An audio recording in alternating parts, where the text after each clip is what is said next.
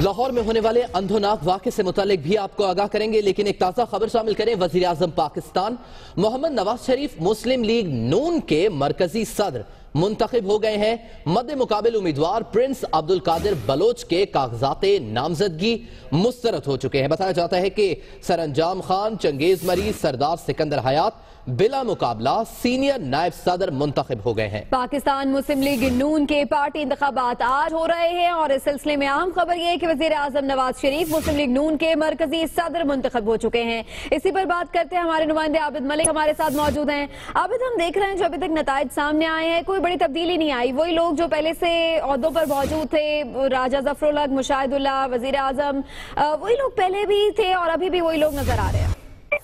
जी बिल्कुल, ये जो मुस्लिम लीग नून के इलेक्शन हुए हैं ये एक अंडरस्टैंडिंग के तहत हुए हैं और तमाम जो अहदेदार हैं वो एक लिहाज से देखा जाए तो बिला मुकाबला मुंतखब हो गए हैं। मियां नवाज शरीफ के मुकाबले में जिस उम्मीदवार ने कागजात नामजदगी जमा करवाए थे, प्रिंस अब्दुल कादिर बलोच, बलोचिस्तान से ताल्लुक था, उनके कागजात मुस्तरद कर दी गए क्योंकि इलेक्शन कमीशन के बकौल उनका नाम जो वोटर लिस्ट में शामिल नहीं था। इसके अलावा 6 सीनियर नायब सदूर भी मुंतखब किए गए, जिनमें सरअंजाम खान, सरताज अजीज, इमदाद चांडियो, याकूब नासिर, सरदार सिकंदर हयात और चंगेज मरी शामिल है। इसके अलावा जो परवेज रशीद वफाकी वज़ीर इत्तलात, उनको सेक्रेटरी मालियात मुंतखब किया गया है मुस्लिम लीग नून का, जबकि मुशाहिदुल्लाह खान को एक बार फिर सेक्रेटरी इत्तलात मुस्लिम लीग नून की जिम्मेदारियां दी गई हैं। इनका बाकायदा ऐलान अभी कुछ हफ्तों कुछ देर बाद जनरल कौंसिल के इजलास में किया जाएगा जो 1950 अरकान पर मुश्तमिल है और आइंदा 4 साल के लिए ये तमाम अहदेदार मुस्लिम लीग नून के अहदेदार मुंतखब हो गए हैं।